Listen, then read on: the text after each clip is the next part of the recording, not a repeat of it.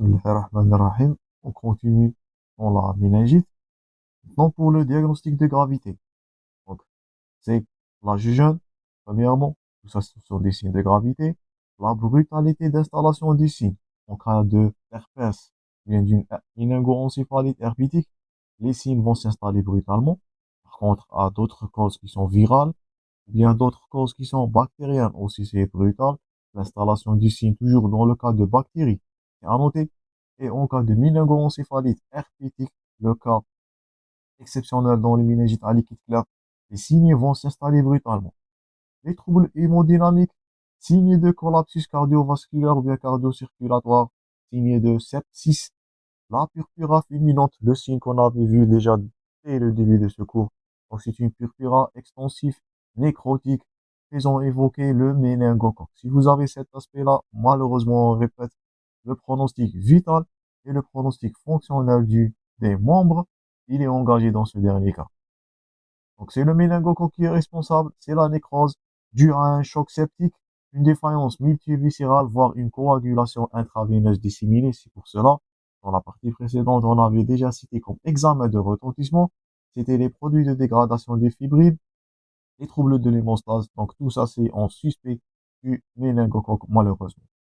Les troubles neurologiques, donc troubles de conscience, coma, convulsion, signes déficitaires, un par chez l'enfant, parce que cet enfant lui-même, il a des déficits immunitaires, une splénectomie, bien la spina bifida, d'autres malformations neurologiques, la drépanocytose, le syndrome néphrotique, l'hydrocéphalie, donc le terrain de comorbidité ou bien l'enfant qui est dit taré.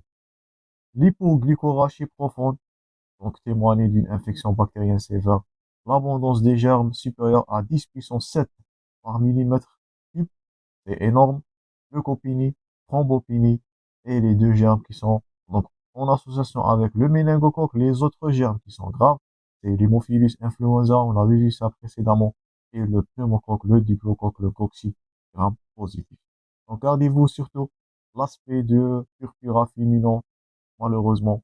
Donc, pronostic vital, pronostic fonctionnel des membres est engendré dans ce dernier cas. Maintenant, pour le diagnostic différentiel, on avait vu tout ce qui est méningite. Maintenant, tout ce qui est pas méningite. Premièrement, c'est le méningisme. Donc, faites attention de commettre cette erreur en mon cas clinique. Méningite et méningisme, c'est pas de la même chose. Le ou bien la méningisme, c'est une conséquence en cas de PFLA. PFLA, c'est la pneumonie franche lobaire aiguë. Ou bien d'autres infections urinaires, c'est les toxines du pneumocoque qui sont situées ou bien qui sont trouvées au niveau du sang, qui vont pénétrer à l'intérieur du liquide cérébrospinal et qui vont causer des signes qui sont très rassemblables, donc presque les mêmes signes qu'on avait vu des syndromes méningés, des céphalées, des vomissements, et même, donc c'est pas une méningite, c'est un méningisme, c'est la toxine qui est en train de causer cette dernière. Donc en cas de PFLA surtout, et le germe c'est le pneumocoque ou le staphylocoque, voire les autres infections urinaires, citons l'exemple de E. coli. Autre diagnostic différentiel, donc voilà une pneumonie franche lobaire aiguë située au niveau du lobe moyen droit ou bien du champ pulmonaire droit. Donc j'espère que vous vous souvenez de ça d'après votre pneumologie. D'autres syndromes, donc voilà c'est le syndrome de Grisel qui est associé à une raideur de la nuque, un torticolis, une arthrite cervicale, fait suite à une infection rhinopharyngée. Donc c'est pas une méningite, c'est pas une raideur de la nuque secondaire à syndrome méningé. Donc elle est due à une infection rhinopharyngée, on appelle ça le syndrome de Grisel. D'autres diagnostics différentiels, donc voilà, donc c'est une arthrite cervicale, voilà dans la radiographie. Autre diagnostic différentiel, donc j'espère que vous vous souvenez de l'aspect hémorragique qu'on avait déjà vu précédemment au niveau du SCR. Donc c'est l'hémorragie méningée où vous allez trouver par contre pas de liquide trouble ou de liquide qui est clair. Vous allez trouver soit l'aspect hémorragique rougeâtre ou l'aspect xanthochromique qui témoigne d'une hémorragie qui est chronique, qui est antécédente ou bien qui est ancienne. Autre cause, c'est les méningites non infectieuses, les méningites métaboliques, les maladies du système. Voilà. Donc c'est une encéphalite Votre diagnostic différentiel, là, voilà donc une encéphalite. On va revoir cette dernière. Dans les méningoencéphalites à herpès virus, c'est le germe, le virus le plus incriminé. Voilà un abcès du cerveau, c'est la collection du pus, mais c'est pas une méningite. D'autres causes, c'est les méningites non infectieuses, ordre métabolique, maladie de système et les causes carcinomateuses. Voilà un craniopharyngiome. Donc, vous avez vu cet aspect-là en votre neurologie l'année passée. Donc, c'est un craniopharyngiome qui peut vous donner un liquide cérébrospinal exsudatif riche en protéines, réaction inflammatoire carcinomateuse, mais c'est pas une méningite. Et voilà les maladies du système comme le lupus et la liste s'allonge. Donc, la méningite, c'est pas du méningisme, c'est pas du syndrome de Grisel. Ça diffère de l'hémorragie méningée. C'est pas une encéphalite, c'est pas un abcès. Donc, tout ça, c'est du diagnostic différentiel à cette dernière. Par contre, si on va passer aux formes cliniques de cette méningite, on peut citer donc, les formes lentes, les formes rapides et les formes qui sont dites récidives. Donc, premièrement, pour les formes lentes, donc, on peut classer ces méningites selon premièrement leur rapidité d'installation. On a premièrement des formes dites lentes. Donc la fièvre, elle ne se complète pas d'autres symptômes que de façon qui est progressive. Ceci peut induire des diagnostics inadaptés et c'est une source de retard de traitement. C'est pour cela qu'on avait basé la fois passée. Dès que vous allez suspecter les signes méningés, une fièvre inexpliquée chez un enfant qui a déjà connu un foyer infectieux rhinopharyngé, c'est une indication à l'antibiothérapie. C'est une méningite jusqu'à preuve du contraire. Deuxièmement, l'installation rapide. En quelques heures, vous avez vu cet aspect-là qui est en train de se répéter. C'est la purpura fulminante. Malheureusement, le méningocoque, il est incriminé. Ces formes rapides, la prédominance des signes généraux, fièvre brutale, hypothermie, altération de l'état général et de la conscience, absence quasi complète de signes méningiques. Donc, c'est un versant qui est septicémique au premier plan. Vous allez trouver des crises convulsives, tendance de collapsus qui va évoquer le diagnostic. Malheureusement, on répète cet aspect-là en faveur du méningocoque, surtout si on vous pose ça dans un contexte clinique. Donc, en période hivernale, collectivité, le cas de scolarité, vous allez voir parmi les mesures, c'est de dépister et rechercher les cas à contact et même fermer ou bien clôturer l'école jusqu'au traitement et du dépistage de cas qui sont en contact avec l'enfant qui a eu cet aspect. Deuxièmement, on a des formes qui sont frustes ou bien formes qui sont trompeuses. Donc, chez l'enfant, des simples céphalées ou des myalgies, donc peut témoigner d'une méningite malheureusement. Chez le nourrisson, donc la tension de la fontanelle ou bien de la fontanelle antérieure avec troubles de comportement, troubles digestifs et état fébrile. Donc c'est peut-être, on répète, le tableau clinique peut se résumer seulement chez le nourrisson par des diarrhées en cas de méningite. Donc diarrhée, fièvre inexpliquée, altération de l'état général, refus de téter, on répète ce qu'on avait dit en première partie, vous allez penser à une méningite. À tout âge, un syndrome parfois, la méningite peut s'isoler vers seulement un syndrome infectieux isolé, pas ou mal expliqué. Donc, vous allez poser, incriminer la méningite jusqu'aux preuves de contraire. Troisièmement, les méningites à répétition. Ils vont survenir d'une récidive de méningite.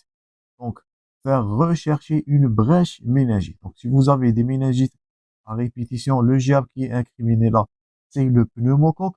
Il pouvait être fort probablement une brèche méningée lorsqu'il s'agit d'une méningite à pneumocoque. Une asplénie, un déficit immunologique, déficit en système complémentaire, surtout le C2 et le C5, vous allez noter dans certaines maladies, bien certaines immunodéficiences, la notion du méningite à répétition. On avance. Donc maintenant pour le diagnostic étiologique. Donc on va voir maintenant la clinique et l'anamnèse. Donc premièrement, vous allez citer l'âge de l'enfant, votre démarche clinique, les conditions socio-économiques. Donc parmi les facteurs qui vont favoriser les méningites, c'est les mauvaises conditions socio-économiques, l'état vaccinal, parce que cet enfant il est vacciné contre le méningocoque, la notion de comptage, surtout en entourage familial, les crèches, l'école. Donc tout ça, c'est à rechercher. surtout devant la méningite. Un méningocoque, c'est à déclaration obligatoire, on répète. Il nécessite le dépistage, même voire la clôture de la crèche ou bien de l'école lorsqu'il s'agit plus de 2 cas en plus de 2 classes. Risque épidémiologique, surtout en période hivernale. N'oubliez pas de cocher ça dans vos cas cliniques. Un début brutal ou progressif. Brutal, c'est en faveur bactérien, voire méningo-encéphalite herpétique. Tout ce qui est progressif, donc c'est en faveur d'une méningite virale qui est heureusement bénigne. En notion des infections orales. Donc j'espère que vous vous souvenez du cours précédent où on avait vu les infections respiratoires aiguës. On avait dit que les rhinites et rhinopharyngites, si elles sont non ou maltraitées, donc peuvent évoluer même vers une méningite. Surtout les otites, n'oublie pas ces infections. Donc, les infections orales, les voies aériennes supérieures, les infections IRA, les voilà, les infections respiratoires aiguës passent et la gastro-entérite aiguë. Donc, le germe là qui est incriminé, c'est l'entérocoque, bien les entérovirus. Donc, ces derniers peuvent être responsables d'une méningite virale. Vous allez voir, c'est les entérovirus qui vont prédominer les méningites virales dans les parties qui vont suivre. Les antécédents personnels, donc notion d'hospitalisation pour méningite, la récidive, notion d'intervention neurochirurgicale et de traumatisme en cas de pneumocoque, l'hémoglobinopathie, les drépanocytoses, la splénectomie, les déficits immunitaires. Ces patients-là, ils sont vulnérables, bien ces enfants, ces nourrissons sont vulnérables de développer une méningite. Donc, tous ces arguments-là vont renforcer votre proposition, bien non, votre prothèse, bien hypothèse d'une méningite. Donc, on passe par l'examen clinique. Donc, à l'examen clinique, vous allez rechercher l'état général ou bien vous allez évaluer l'état général de votre nourrisson, la température, donc état général altéré, température élevée en faveur d'une méningite bactérienne, signes de choc, troubles hémodynamiques, extrémité froide, hypotension, tachycardie, signes de sepsis, purpura péticiale ou échymotique, c'est le méningocoque. Vous êtes en train de noter que cette purpura, elle est en train de se répéter dans votre support. Donc, purpura péticiale ou échymotique, voire fulminante, c'est du méningocoque. Il s'agit, donc, ben voilà, c'est la purpura. Donc, dans ce dernier cas, vous allez incriminer le pneumocoque. Il y aura toujours les purpuras. Et si vous avez cet aspect-là, vous avez vu ce dernier l'année passée on dit d'infectiologiste. Donc, c'est une herpès labiale, bien une PFLA, vous allez incriminer le pneumocoque, bien l'herpès virus. L'atteinte pulmonaire, l'atteinte articulaire, c'est le méningocoque dans sa forme septique. L'examen du revêtement cutané, est-ce qu'il s'agit des éruptions cutanées, étendues, localisées? Est-ce qu'il s'agit des vésicules? C'est l'herpès. Une herpès labiale, la voilà. Une conjonctivite. Et dernièrement, l'examen des aires ganglionnaires. Recherchez les adénopathies périphériques. Vous allez commencer dès l'état général jusqu'au examen des extrémités, des teguments cutanés et des adénopathies. Pour la paraclinique, avant de conclure cette partie, donc presque on avait vu tout ça. Étude bactériologique du SCR selon les 3 plans. N'oublie pas votre enchaînement dans le cours. Les hémocultures, la numération de formules sanguines. Donc, vous allez trouver une hyperleucocytose, parfois une thrombopénie qui est un signe de gravité. La CRP, elle est considérée élevée au-delà de 20 mg par litre. La procalcitonine à un seuil de 0,93 nanogrammes par millilitre. Vitesse de sédimentation élevée, fibrinogène, produit de dégradation de la fibrine. Tout ça, c'est dans votre examen paraclinique. Dosage du LDH, il est considéré positif s'il est supérieur à 3 millimol par litre. Fort probablement, c'est d'origine bactérienne, cette infection, bien cette méningite. L'équilibre électrolytique ionogramme, on répète surtout hyponatrémie secondaire à un syndrome de mauvaise sécrétion ou de syndrome de SIADH. La fonction rénale et dernièrement l'hémostase, TP, TCA, taux de plaquettes, coagulopathie et voilà la consommation de produits de dégradation de fibrine, voire une coagulation intravasculaire disséminée en cas de méningocoque, bien la méningite à méningocoque.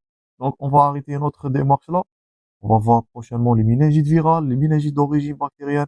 On conclura ce cours avec la méningo-encéphalite, surtout le cas d'herpès virus, puis la méningite herpétique, la méningo-encéphalite herpétique.